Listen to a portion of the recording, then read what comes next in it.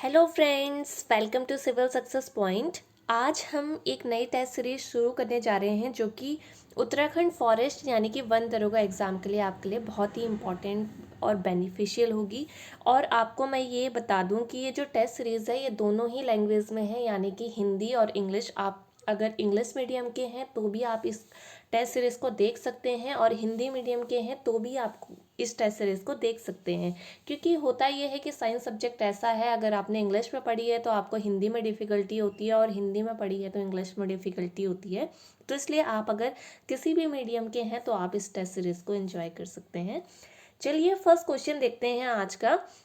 और आपको मैं ये बता दूं कि ये जो क्वेश्चंस मैंने लिए हैं ये नाइन्थ क्लास के फर्स्ट चैप्टर के मैटर एंड इट्स सराउंडिंग यानी कि हमारे आसपास के पदार्थ, इनसे ये क्वेश्चन बने हैं। तो आपको क्या करना है, पहले तो फॉरेस्टर एग्जाम के लिए नाइन्थ और टेंथ की एनसीईआरटी पढ़नी है साइंस की, और उसी के ही मैं एमसीक्यूज आपके सामने लेकर के आऊँगी। ठीक है, तो इसको आप सॉल्व करिए और लास्ट में अपना जो स्कोर है वो कमेंट सेक्शन में ज़रूर बताना। ठीक है, तो फर्स्ट क्वेश्चन देखते हैं। Which of the following phenomena would increase on rising the temperature, यानी कि हिंदी में मैं बात करूं तो निम्नलिखित में से कौन सी घटना तापमान बढ़ाने पर बढ़ेगी। ऑप्शन ए है diffusion, evaporation, compression of gases, यानी कि गैसों का प्रसार, वाष्पीकरण, संपीड़न। ऑप्शन बी है इवोपरेशन, कंप्रेशन ऑफ गैसेस और सॉल्युबिलिटी, यानी कि वाष्पीकरण, गैसों का संपीड़न, घुलनशीलता। ऑप्शन सी है evaporation, diffusion, expansion of gases, यानी कि वाष्पीकरण, प्रसार और गैसों का विस्तार। ऑप्शन डी है evaporation, solubility, diffusion, compression of gases, यानी कि गैसों का वाष्पीकरण, विलयता, प्रसार और संपीड़न। तो इसका जो सही आंसर है, यानी कि कौन सी घटना तापमान बढ़ाने पर बढ़ेगी, वो है इवोपरेशन, डिफ्यूजन और एक्सपेंशन ऑफ गैसेस, यानी कि वाष्पीकरण, प्रसार और गैसों का विस्तार। इसका सही आंसर हो जाएगा सी। ठीक है, क्वेश्चन नंबर सेकंड देखिए। The property of flow is unique to fluid, which one of the following statement is correct. आपको बताना है इन चारों स्टेटमेंट में से फ्लूइड के लिए कौन सा स्टेटमेंट सही है। यानी कि अगर मैं हिंदी में बात करूं तो प्रवाह की संपत्ति तरल पदार्थों के लिए अद्वितीय है। निम्नलिखित में से कौन सा कथन सही है। ऑप्शन ए है only gases behave like fluid, केवल गैसें तरल पदार्थ की तरह व्यवहार करती हैं। B gases and solids behave like fluid, gas और ठोस पदार्थ तरल पदार्थ की तरह व्यवहार करते हैं।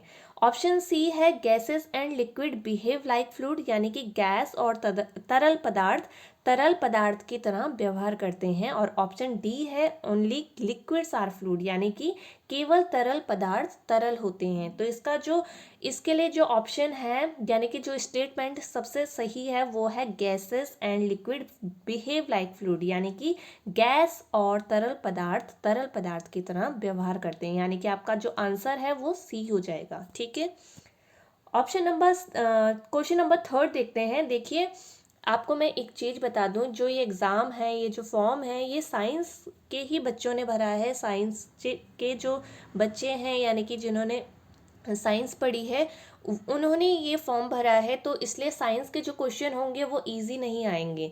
आपको थोड़ा लेवल में ही जो है क्वेश्चंस को पढ़ना है, उनको सॉल्व करना है।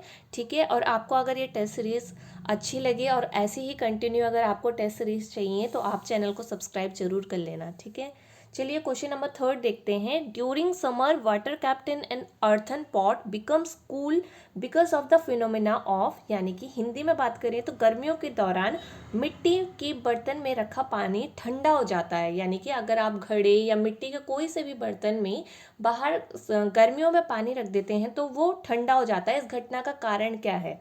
ऑप्शन देखते हैं। डिफ्यूजन यानी कि प्रसार, ट्रांसपायरेशन यानी कि वाष्पोत्सर्जन, सी ऑस्मोसिस यानी कि प्रसारण, और डी इवोपरेशन यानी कि वाष्पीकरण।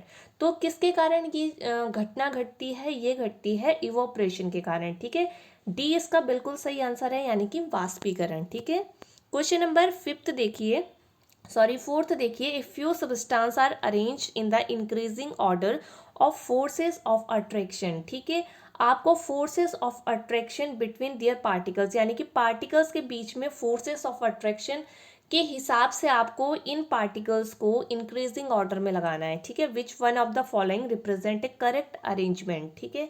हिंदी में बात करें तो कुछ पदार्थों को उनके कणों के बीच आकर्षण की शक्ति के बढ़ते क्रम में व्यवस्थित किया जाना है, निम्नलिखित में से कौन सा एक सही व्यवस्था का प्रतिनिधित्व करता है। तो ऑप्शन है आपके पास water, air, wind, air, sugar, oil, C oxygen, water, sugar, और डी सॉल्ट, जूस और एयर। अगर हिंदी में बात करें तो पानी, हवा, वायु, बी वायु, चीनी, तेल, ऑक्सीजन, पानी और चीनी, नमक, रस और वायु। तो देखिए फोर्सेस ऑफ अट्रैक्शन सबसे कम किस में होता है, एयर में, फिर लिक्विड में, और सबसे ज़्यादा किस में होता है, सॉलिड में। तो आपको ऑप्शन में कौन सा इस तरह से दिख रहा है, तो वो है सी, यानी कि ऑक्सीजन, वाटर और शुगर, यानी कि ऑक्सीजन, पानी और चीनी। तो इसका जो सही आंसर हो जाएगा वो हो जाएगा सी, ठीक है।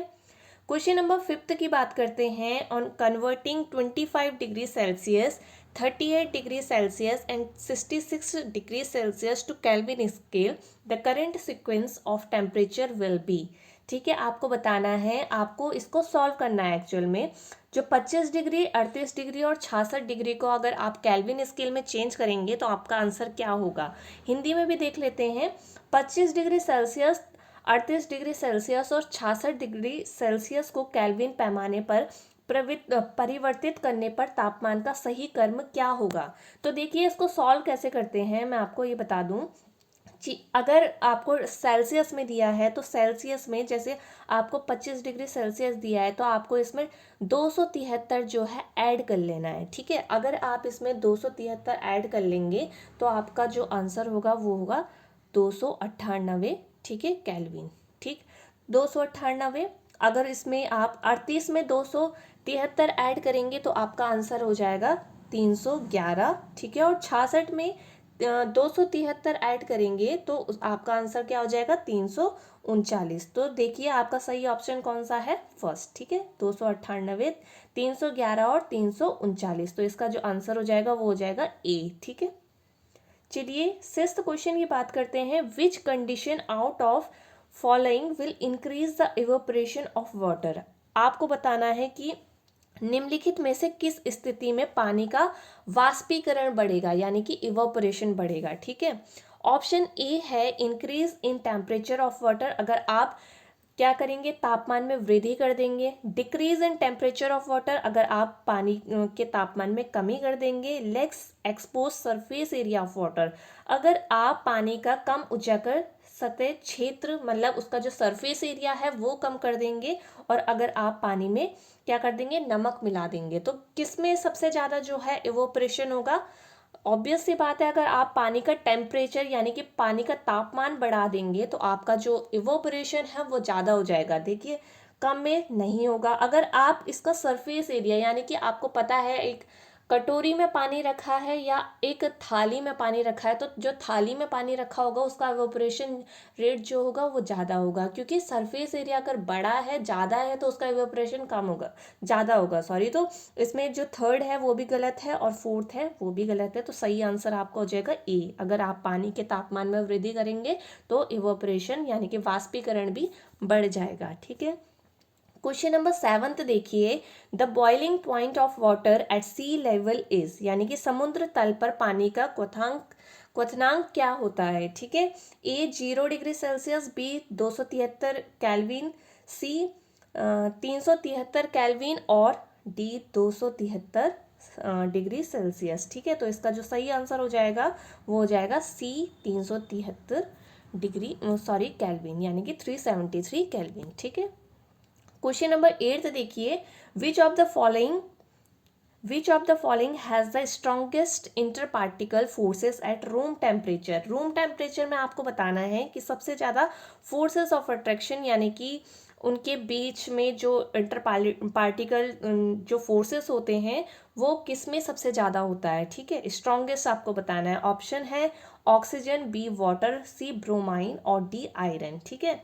तो देखिए जो सबसे ज़्यादा स्ट्रॉन्गेस्ट होगा यानी कि जो सबसे ज़्यादा सॉलिड होगा तो वही इसका आंसर होना चाहिए। तो डी जो है आयरन इसका आंसर हो जाएगा, ठीक है। तो डी इसका बिल्कुल सही आंसर है। क्वेश्चन नंबर 9 की बात करते हैं। Dry ice is, dry ice क्या होती है, ऑप्शन ए है water in solid state, B water in gaseous state, C CO2 in liquid state और D CO2 in solid state. Hindi में बात करें तो सूखी बर्फ है, ठोस अवस्था में पानी, गैसीय अवस्था में पानी, सी तरल अवस्था में कार्बन डाइऑक्साइड यानी कि CO2 और ठोस अवस्था में CO2। तो क्या है, जो ड्राई आइस होती है वो होती है CO2 इन सॉलिड स्टेट, यानी कि डी इसका बिल्कुल सही आंसर हो जाएगा, यानी कि ठोस अवस्था में CO2। ठीक है, अब आज के टेस्ट सीरीज का लास्ट क्वेश्चन देखते हैं। 10th क्वेश्चन जो है, which of the following condition is most favourable for converting A gas into a liquid. ठीक है, आपको बताना है कि निम्नलिखित में से कौन सी स्थिति एक गैस को एक तरल में परिवर्तित करने के लिए सबसे अनुकूल है। आपको फेवरेबल बतानी है कंडीशन। ठीक है, ऑप्शन ए है